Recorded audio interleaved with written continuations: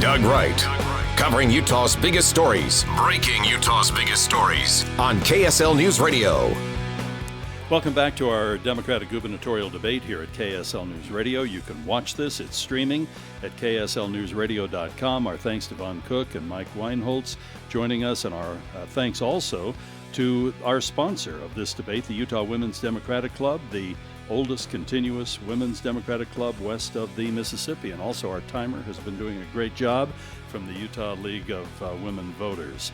Let's get right back to the questions. This one will go to Mr. Weinholz. Medicinal marijuana has been a big issue here in the state of Utah. We had two major bills that were winding through Utah's legislature this last season. Probably Senator Madsen's bill was the most controversial and maybe the best known. What are your thoughts and your opinions on medicinal marijuana? And if something like Senator Madsen's bill were to hit your desk as governor, would you sign it? I would absolutely sign it. And the reason is there is medical proof that medicinal marijuana does cure and treat certain illnesses, not cure, but treat certain illnesses and conditions. And right now we're depriving people of that treatment. At the same time, irrationally, we don't regulate opioids enough. In Utah, we have far too many Utahns addicted to opioids and are dying from that addiction. And if we had medical cannabis, it would be a much better solution for far more people. Mr. Cook. Well, I'm an Oriental medical doctor, and so I'm trained in the use of herbal medicine. And the use of marijuana oil is just an acceptable use of that herb. I would definitely support that. I'm also a cancer survivor, and I'm well connected in the alternative medical community across the country. When I was going through my cancer experience, I had a number of my colleagues who said to me, "You need to be taking marijuana oil." I looked into it, but I found that it was illegal in the state, and I decided against it because I didn't want the stress of being a potential felon.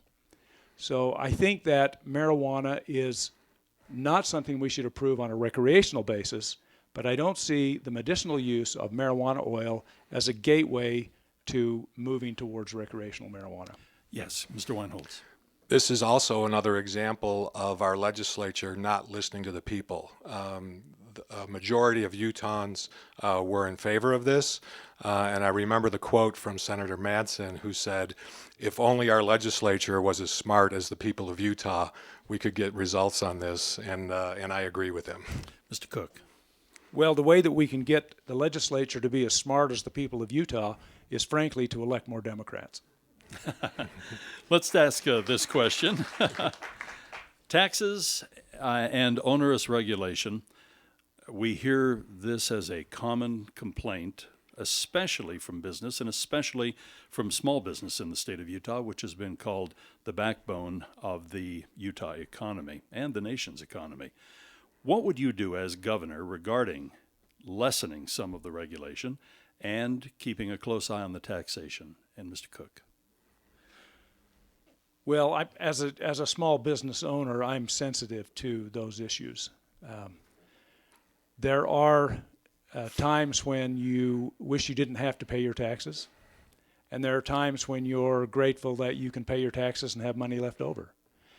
So we have to be sensitive. I think it's important for us to always keep the small business owner in mind, because a lot of the initiatives that occur in this state, a lot of the inventions, a lot of the cutting-edge thought comes out of small entrepreneurs.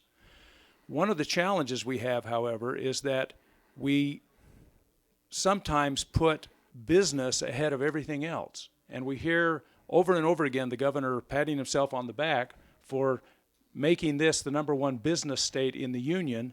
At the same time, we're all breathing dirty air, and our education system is underfunded.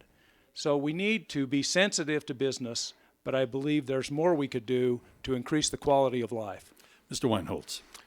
Well, as someone who has started 3 small businesses, and one remained a small business, one became a medium-sized business, and one became a very large business, I can tell you that I am sensitive to these issues as well.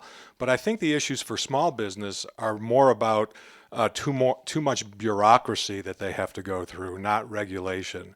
And just to follow up on what Vaughn said, the governor does tout the fact that we've been voted the best state in the country for business, but those awards are usually given by extremely conservative publications like Forbes magazine, and the main criteria to get on those lists is to have low taxes, low regulation, and low wages.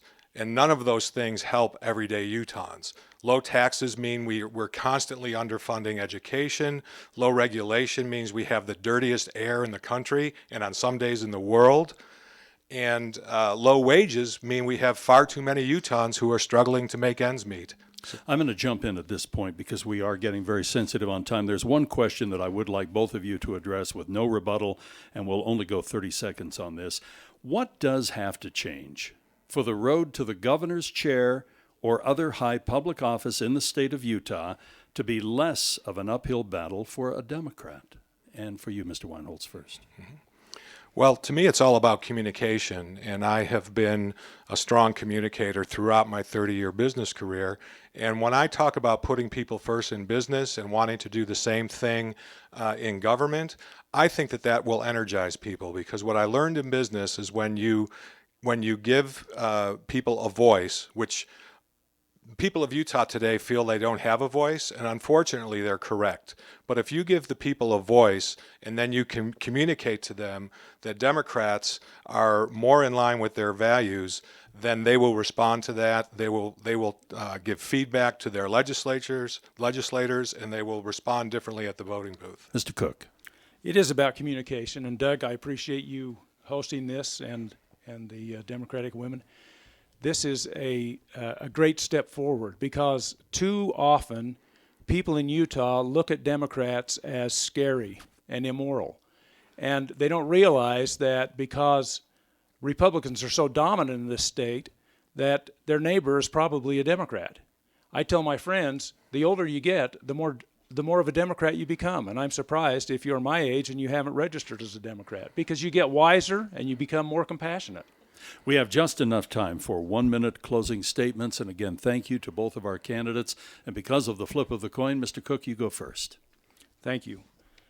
Well, it's time for a change in the state. I think it's time for us to retire our Republican hegemony. It's time for us to retire our Republican governor. I think Gary Herbert has served long and well in the government, but I don't think a third term for him is necessarily going to bring us the kind of vision and forethought that we need. I think that this is a great year to take a step forward, to move into the future, to build on the future, and not be shackled by the good old boys club that keeps us in the past. I'm also happy to announce that Jan Garbett has accepted the opportunity to run as my running mate, Lieutenant Governor for the state. And I invite you all up to the Capitol building at 2 o'clock this afternoon. We'll have a press conference there where we'll be talking about her candidacy. Thank you. Thank you so much. And Mr. Weinholz. Well, one of the reasons that I feel I'm the best candidate for governor is that I have a 30-year business track record of success, the last 18 of those here in Utah with CHG Healthcare Services.